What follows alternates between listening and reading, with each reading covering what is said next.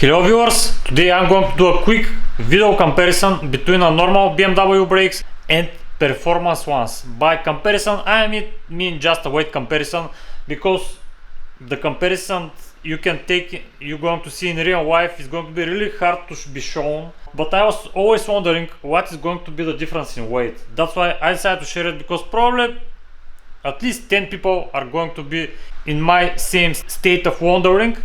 So probably it's going to be interesting for them. I previously have tried to do a video comparison between small and big brakes, but it didn't end up very well. That's why I think it's not going to be such a good comparison. Yet I don't have fancy equipment to do it, so that's why it's going to be a little bit more simple video. In our case we are talking about BMW E36, but doesn't matter, just wanted to show you the comparison. So as you know guys, I'm working mainly on BMW, that's why my content is mainly focused on this.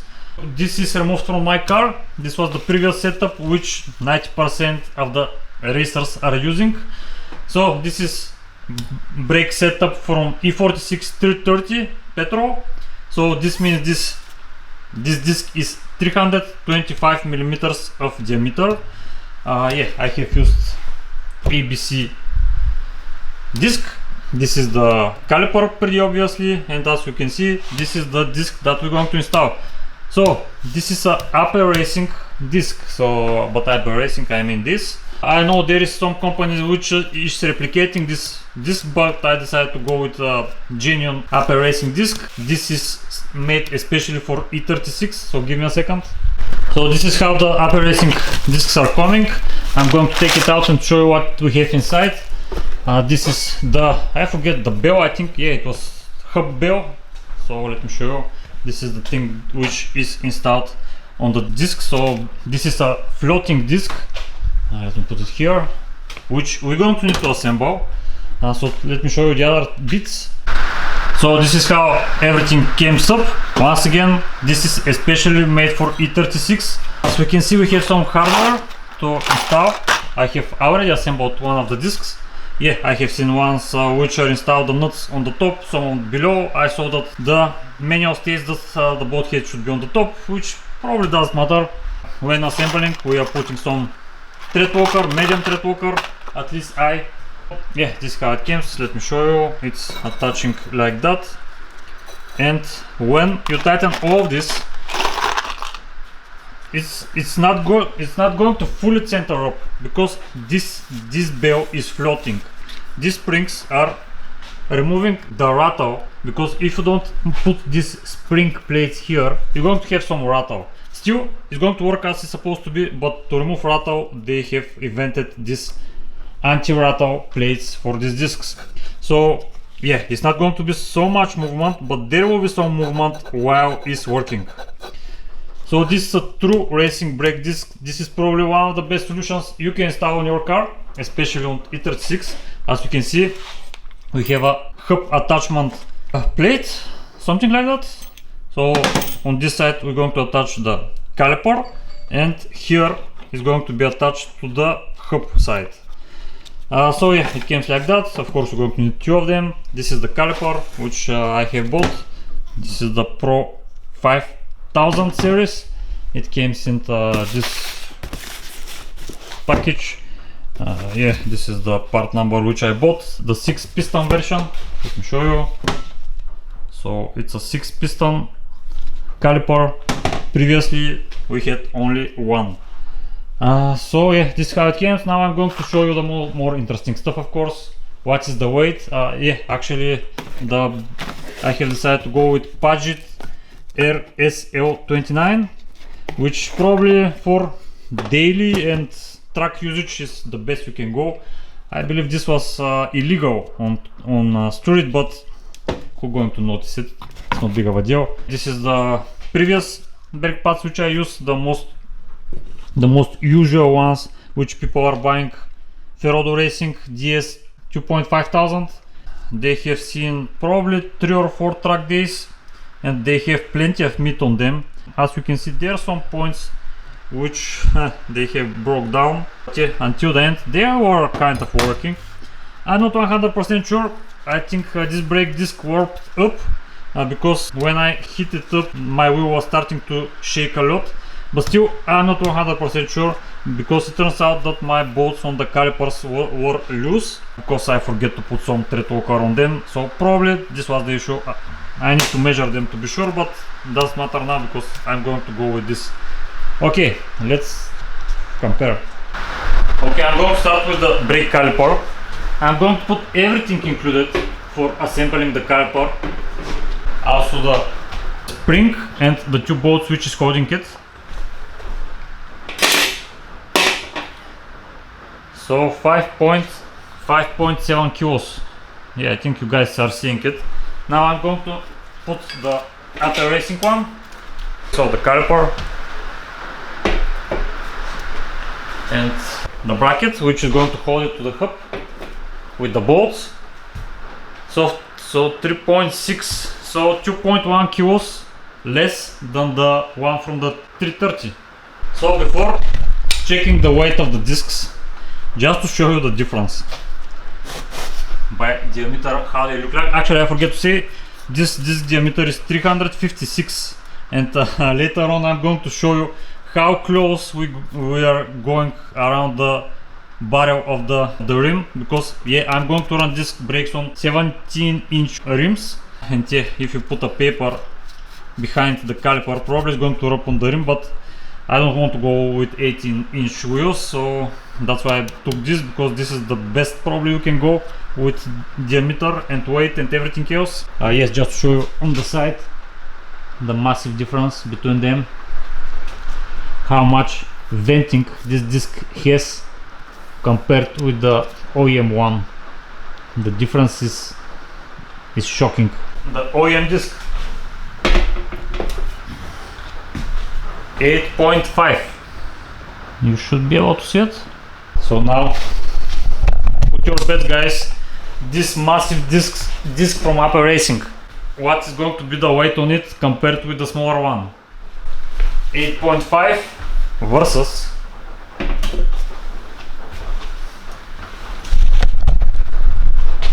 7.6. So roughly 1 kilo less weight than the OEM disc. This is how a true performance brakes are made of. Again, you are reducing weight mainly from this. Yeah, probably because of the thickness of the material here on the disc, and compared with this is removing some weight, but still, as you can see, the venting. So actually, let's see what is the difference on the brake pads, because this is more ones. So 900 grams, and yeah, don't forget that this has some wear, so probably they're going to be 1 kilo if they were not wear out like now. So let's say 1 kilo.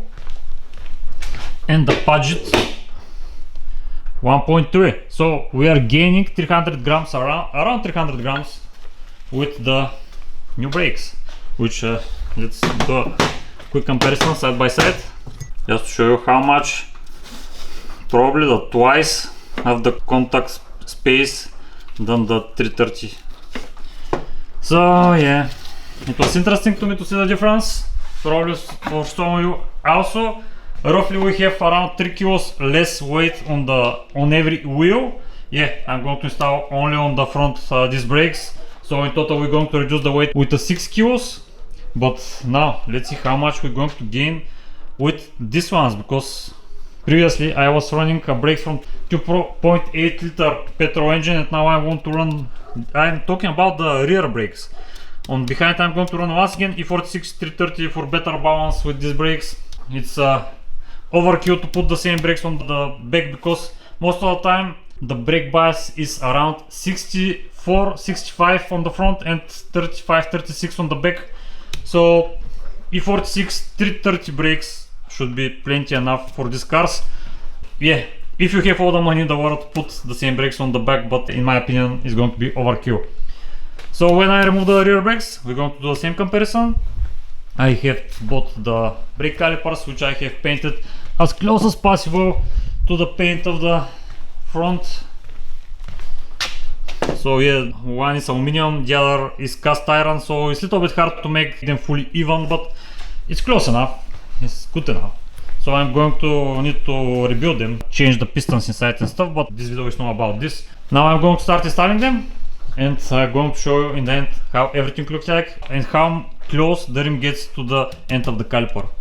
And for those of you that are wondering, I'm going to use this SRF Racing brake fluid. I have bought 2 of them in any case if one is not enough. So I think this is one of the best brake fluids you can use on the market.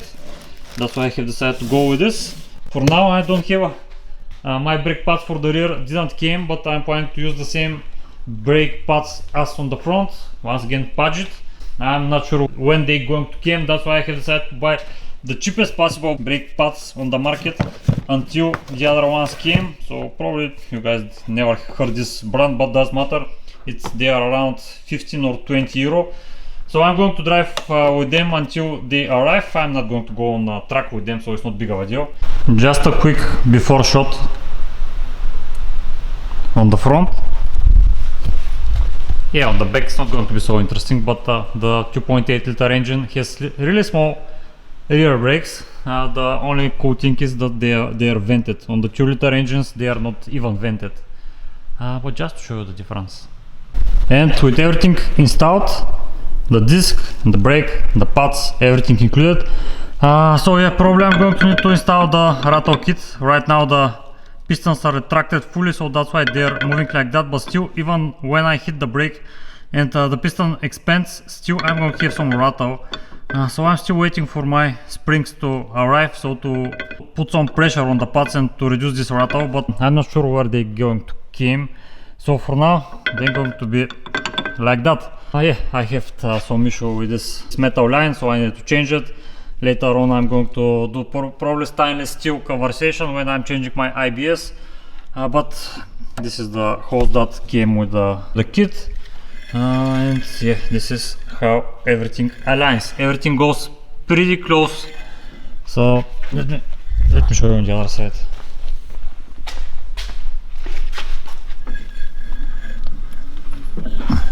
So this is how it looks like on the side.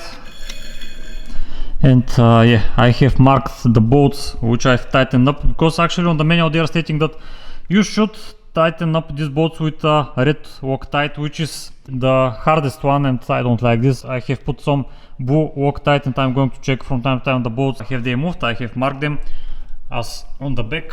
These bolts here, and actually this is attaching with a banjo bolt, not like on the original brake calipers. So this is small difference, but here it aligns perfectly.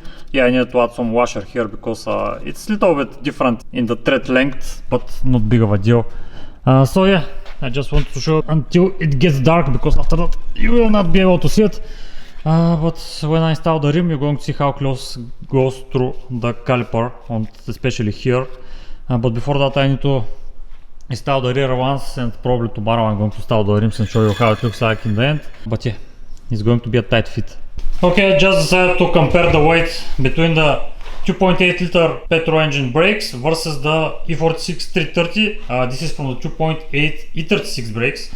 So this is the caliper on the E46, obviously. This is on the E36. So let's do a quick comparison. I already can feel that the disc is going to be much more heavier, no doubt about it. So this is the disc from the E36 2.8, 4.8 kilos, sorry, 4.5. This is the new one. So yeah, big difference, 7.6. So pretty much all the weight which we have saved on the front, we're going to gain it on the back. So this is the brake caliper from the E46. I'm going to include everything, so even the spring. So exactly 4 kilos. Let's see what. Yeah, I have included even the brake pads, because yeah, the caliper goes with the brake pads, right?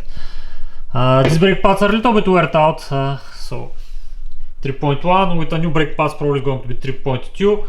So roughly 3.8, 4 kilos more with the new brakes.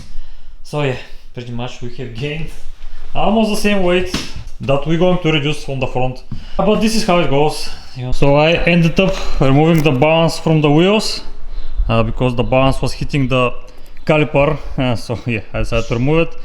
I'm going to figure out how we're going to balance the rims, because if we put the balance here, it's going to hit the caliper exactly on one of the bolts. I forget which it was, but doesn't matter.